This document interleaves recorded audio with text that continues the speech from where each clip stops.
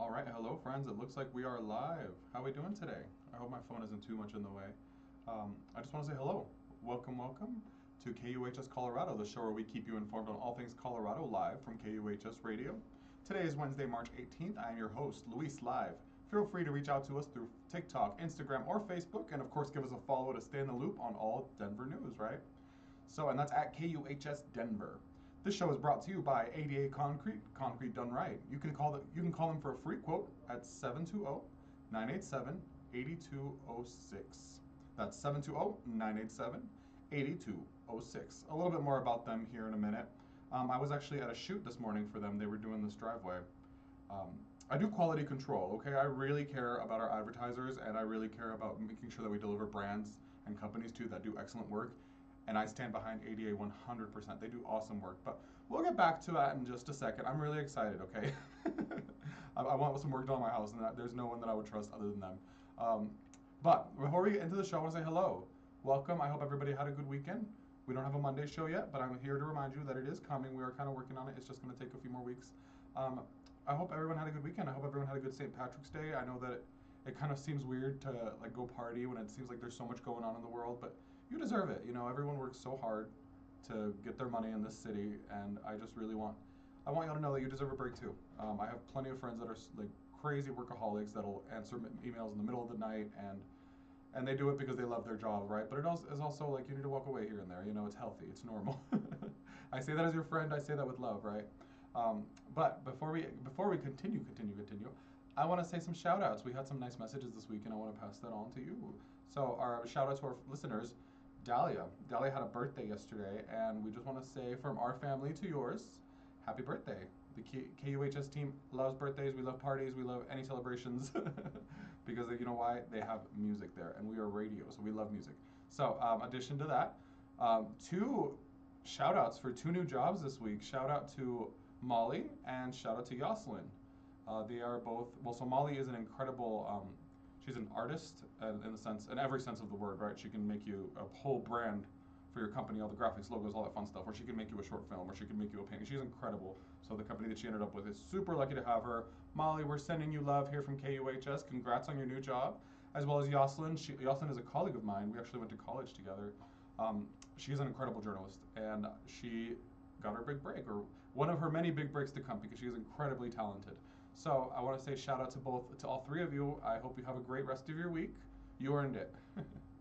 So I just want to get into it. Let's talk about the news. Let me adjust my mic a little bit. I want to make sure you can hear me right. This is serious business, folks. Okay. So there was two major crashes in Brighton last night. So let me kind of give you the whole details on it, because Brighton is usually very quiet, right? So Brighton police are investigating two separate deadly crashes, including one that shut down a major highway during early morning hours. The most recent happened around 3:20 a.m. at Highway 85 and 136th Avenue. According to a press release from the city of Brighton, a Volkswagen SUV was traveling northbound when it drifted off the road and slammed into a stoplight pole. The force of the impact ejected the driver from the vehicle. First responders arrived quickly and attempted the life-saving measures, but the driver was pronounced dead at the scene. The crash also triggered a grass fire along the roadway, creating an additional hazard in the area. Brighton Fire Rescue was able to contain and extinguish the fire before it spread. The intersection remained closed for hours as crews worked to clear the scene, and the Colorado Department of Transportation inspected damage to the traffic light and surrounding infrastructure. Investigators say at this point it is still too early to determine whether speed, alcohol, or drugs played a role. The driver's identity has not been released, pending confirmation from the coroner and notification of family. So, the crash follows another deadly incident in Brighton just 1 month ago. On February 18th, officials responded to a rollover crash on westbound I-76 near Bromley Lane. In that case, a box truck overturned, blocking both lanes of traffic. The 24-year-old driver was also ejected from the vehicle and later died after being transported to the hospital. Police say he was not wearing a seatbelt. Both cases remain under investigation. Anyone with information is asked to contact Brighton Police.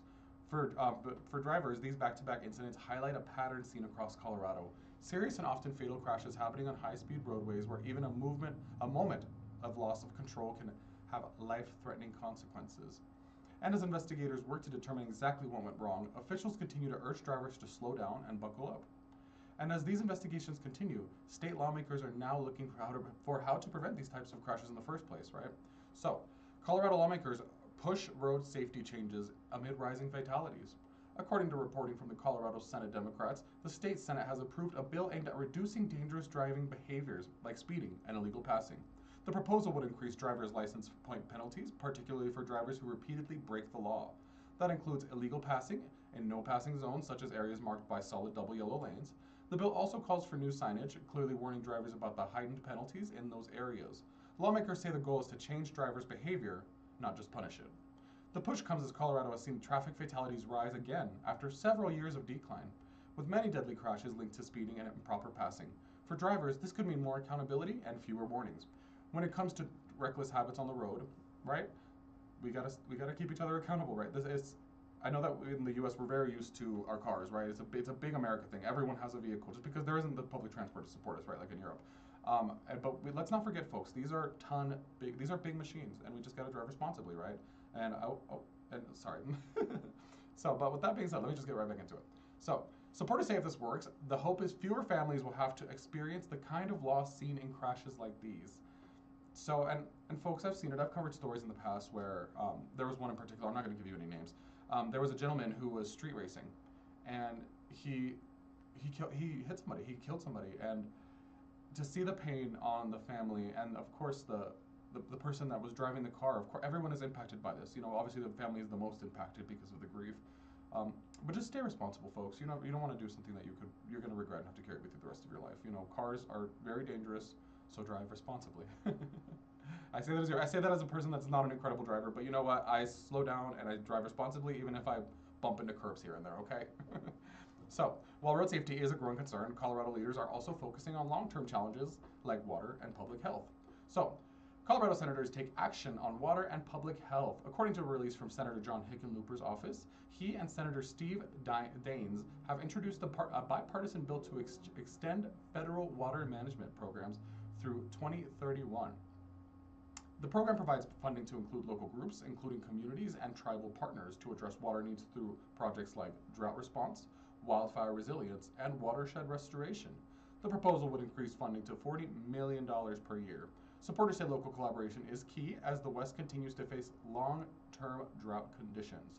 In a separate development, according to a statement from Senators Hickenlooper and Michael Bennet, lawmakers are calling on federal health officials to reverse changes to CDC and FDA websites. They say those changes include misleading information about autism and vaccines, and the removal of warnings about unproven treatments. This comes as measles cases continue to rise nationwide, with at least 11 cases reported here in Colorado. For families, the issue centers on access to reliable health information and long-term water security. Lawmakers say both efforts on water and health are about preparing communities for challenges that aren't going away anytime soon. But here at the local level, changes in leadership could also impact how services are delivered across Denver. Denver Mayor appoints new Chief Operating Officer. According to the City of Denver, Mayor Mike Johnson has appointed Emily Garnett as the city's new Chief Operating Officer. Garnett will oversee operations across the city agencies and work to implement the mayor's priorities. She previously served as an interim chief for staff and has experience in both public service and private law. City leaders say the role is designed to improve coordination, efficiency, and delivery of services. For Denver residents, this position plays a key role in how city programs are carried out day to day. City lawmakers say the goal is simple: make sure services work better for the people who rely on them every day. And for families looking for resources, an upcoming event in Douglas County is focusing on that growing concern, okay? So, Douglas County to post online safety town hall for parents. According to Douglas County, a live town hall will be held March 25th at 6 p.m. focused on keeping children safe online. The event will feature experts from law enforcement, the district attorney's office, schools, and nonprofit organizations. The discussion will include online risks, including exploitation, and offer practical guidance for parents and caregivers. Officials say these threats are happening locally, and education is a key step in prevention. The event will also be available in person, online, and by phone. For families, it's an opportunity to stay informed and take steps to protect children online. Organizers say that even a single conversation can make a difference when it comes to keeping kids safe. And let's talk about that for a second.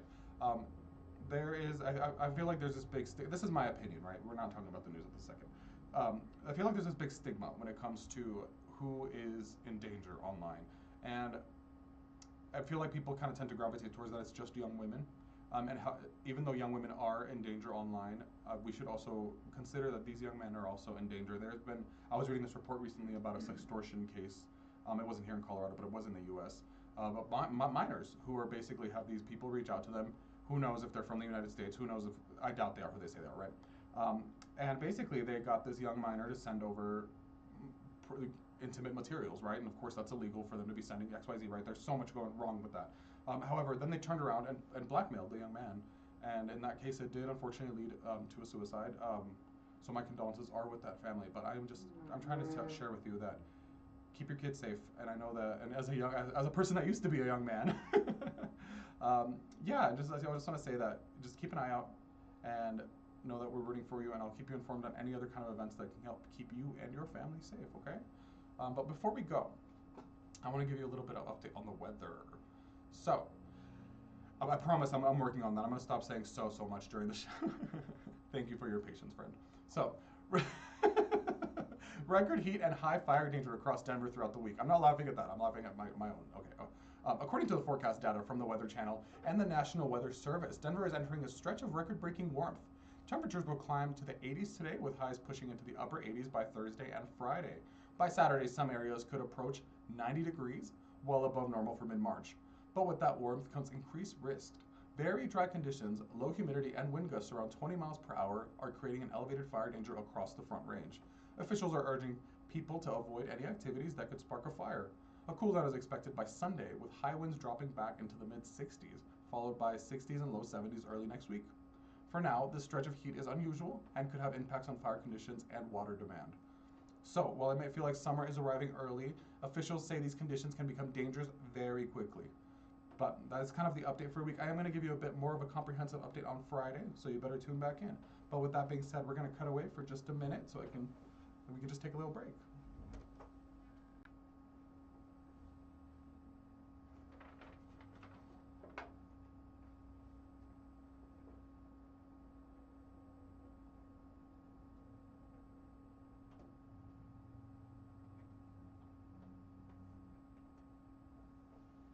From City Hall to your neighborhood streets, Denver Today keeps you informed on what's happening around the city. We break down the top headlines, explain why they matter, and connect the dots so you don't just hear the news, you understand it. Denver Today, Wednesdays and Fridays at noon, hosted by Luis Bustos. Your city, your stories, on KUHSdenver.com.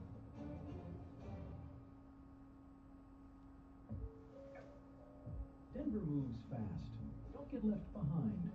Denver Today brings you the top headlines from around the city and explains why they matter. Hosted by Luis Bustos, Wednesday and Friday at noon. Real news, real Denver, on KUHSdenver.com.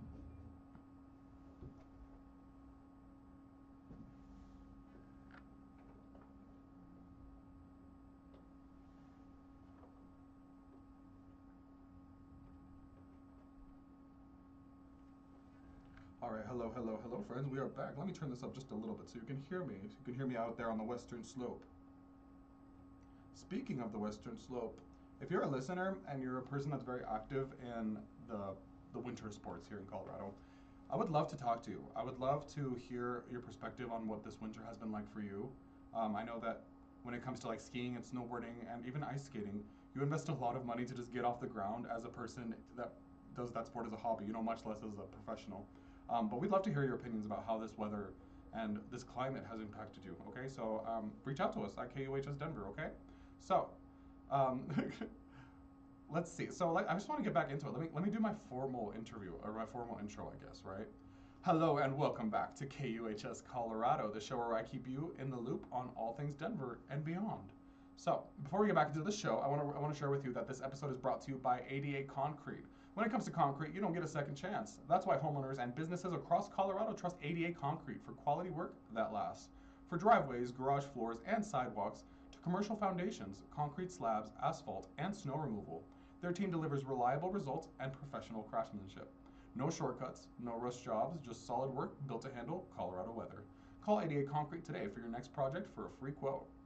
720-987-8206. That is 720 987 8206. 88 Concrete, serving all of Colorado. All right. So, I'm fighting so hard with that verbal crutch, okay? I'm working on it for you, friends, I promise. Colorado expands job opportunities for people with disabilities. Colorado is receiving national recognition for its efforts to expand employment opportunities, particularly for people living with disabilities and mental health conditions. According to the governor's office and the Colorado Department of Labor and Employment, the state's Division of Vocational Rehabilitation has been selected for a fourth round on a federal initiative known as NEON, N-E-O-N. The program provides technical support to help connect job seekers with employment, especially those with serious mental health conditions for multiple disabilities. State officials say previous versions of the program have already shown results, including significant increase in weekly earnings for participants who receive support services. Lieutenant Governor Diane Primavera says the program could build on Colorado's efforts to create more inclusive workforce opportunities. For job seekers, this could mean more access to training, support, and pathways into stable employment. State leaders say the goal is to make sure more Coloradans, regardless of ability, can find meaningful work and financial stability. And for students across the state, new funding is aimed at helping more Coloradans finish college and enter the workforce. New Scholarships Initiative expands support for Colorado's college students. Colorado is expanding a major education initiative designed to help more students complete their bachelor's degrees. According to the Colorado Department of Higher Education, the state is investing more than $5 million into both programs that provides both financial and academic support. The initiative, known as ASAP, focuses on helping students stay on track through advising structured coursework and resources that remove financial barriers. The program will expand to schools including Adams State University and the University of Northern Colorado. State legislators say the goal is to improve graduation rates and build a stronger workforce for the future. Governor Jared Polis says connecting students to in-demand skills is key to both individual success and the state's economy. For students, this could mean more support from enrollment through graduation and clearer path into careers. Officials say that programs like this are designed not to just get students into college, but to make sure they can actually finish. Let's talk about that for a second. I'm a big supporter of higher education. It took personal. This is a little bit of my personal information. I hope I'm not giving you too much right now, but it took me, I want to say, about 6 to 7 years to finish my undergrad, and it's not because I kept like having to retake classes, all that fun stuff. It's because I kept running out of money, and and you know that college is expensive no matter where you go. Even if it's a community college, it's still thousands of dollars per semester, right? Oh, excuse me, my hair's crazy today, friends. But yeah, basically, first year I made it in on a scholarship, totaled my car, and I lost my job because I wasn't making it on time, and then I couldn't afford school. You know what I mean? It just compounds. It is very hard, especially when you're a person living on your own in Denver, or you move out here and you just don't have that big support system. This seems like a program that'll be beneficial to you. So check it out if you're even considering going into higher education. Because look at it this way: in 4 years, in 10 years, that time is still going to pass. What if you have a degree to show for it? Might as well. So I'm fighting that crunch so hard today, folks. I am so sorry. Meanwhile, local services aimed at fire prevention and cleanup are also returning for the season. Douglas County's Slash Mulch site opens at new location. Douglas County is reopening its popular Slash Mulch and Yard Waste program just in time for spring cleanup and wildfire mitigation. According to county officials, the site will open April 3rd at a new location in Sedalia. The program allows residents to drop off items like tree limbs, brush, and yard debris, which are then processed into mulch. Last year alone, the program handled more than 32,000 cubic yards of material. Officials say the new location is part of a long-term plan to create a one-stop site for waste disposal, including recycling and hazardous materials. The site will have extended hours during its opening weekends before returning to a Saturday-only schedule. For residents, this is a key resource for reducing fire risk and managing spring yard work. County leaders say they're taking advantage of programs like this. Can play a big role in preventing wildfires before they start. And we've talked about this before on this show. That is one of the many ways that you can protect your property from being more vulnerable to wildfires, you could say. Basically cleaning up any like excess little branches that fall off trees, any dead grass, any dead leaves, anything that could kindle and eventually start a fire, right? We want to keep our homes protected. So let me just move on into the next story. And this is an exciting one. And we talked about this last week, but I'm going to keep reminding you because it started yesterday. For food lovers, a new event in Westminster is highlighting local flavors and small businesses. Westminster launches first ever Westy Restaurant Week. Westminster is preparing to host its first ever Restaurant Week, a 10-day event showcasing local dining. According to Westminster Economic Development, the event will run from April 17th through the 26th. Participating restaurants will offer special multi-course menus at a set price points from ranging from $15 to $55. The event is designed to encourage people to try new restaurants and support local business. A digital passport will also allow participants to check in, earn rewards, and enter giveaways. For the community, it's an opportunity to explore food culture and support the local economy. This is a win-win, folks. Organizers say whether you're trying something new or visiting a favorite spot, it's a chance to experience what makes Westminster's food scene unique. And I'm telling you, folks, Westminster does have a wonderful food scene. But we're gonna head over to Aurora for a second. So the community is being asked to help recognize local businesses making an impact. Aurora seeks nominations for annual business awards. The city of Aurora is now accepting nominations for its annual Business Recognition Awards. According to the city officials, the program highlights businesses that contribute to the local economy and support their employees and community. Categories include innovation, small business, hospitality, and community leadership. The deadline to submit nominations is March 31st. Winners will be recognized later this year.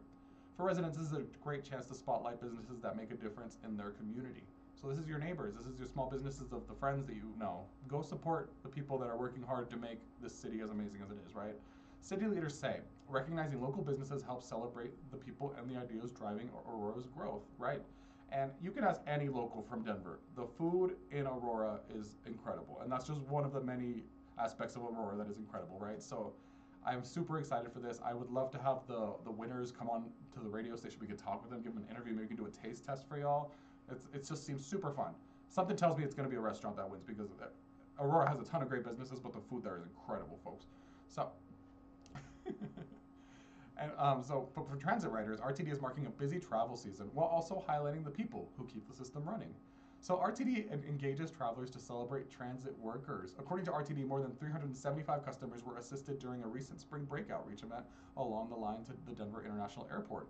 Staff were on hand to help riders navigate the system, answer questions, and introduce Tap and Ride, a contactless payment option launched last year. The outreach comes during one of the busiest travel periods, with thousands of people heading to and from the airport. At the same time, today marks a National Transit Employee Appreciation Day. RTD is encouraging riders to recognize the more than 3,000 employees who keep the system running, from drivers to mechanics to dispatchers. For daily riders, these efforts are aimed at making public transit more accessible and more reliable. Officials say whether it's a daily commute or a trip to the airport, transit workers play a key role in keeping the region moving. So let's talk about that for a second. Let's go back to what I was saying about how I totaled my car at some point. The only reason I was able to move forward in my life to get a new job and kind of start from scratch with that is because of the RTD. The RTD was able to give me reliable transportation to and from work, to and from school, to be able to accomplish my goals, to get to where I wanted to be, right? So that's why RTD is very important. And I don't know if you've noticed, but I cover it on every episode because I want to keep you informed. Not everyone has the privilege of having a car. Not everyone has the privilege of having two if it's a two-person household. Vehicles are expensive, but the RTD makes it happen, okay? I know it may take a little longer, but you know, we make it happen either way, Denver. That's how we do it here. But before we wrap up today's show, a quick thank you to our sponsor, 88 Concrete. When it comes to concrete, quality matters because you only get one shot to do it right. 88 Concrete provides professional work for both homes and businesses across Colorado. From driveways, garage floors, and sidewalks to commercial foundations, concrete slabs, asphalt, and even snow removal. Their team is known for reliable service and work built to last in Colorado's tough weather. No shortcuts, no rush jobs, just solid work. If you're planning a project, give 88 Concrete a call today for a free quote. 720-987-8206. That's at 720-987-8206. 88 Concrete, proudly serving all of Colorado. With that being said, this has been KUHS Colorado. Thank you so much for tuning in, folks. It was a great time being here and sharing the news with you. Thank you for listening to my little stories. I think it makes it a little more interesting so that you can get to know who I am and why I care about all this fun stuff, right? But with that being said, I also want to say my condolences to the lives lost in Brighton over those car accidents. One life lost in our community impacts all of us. So with that being said, thank you so much, and we will see you on Friday.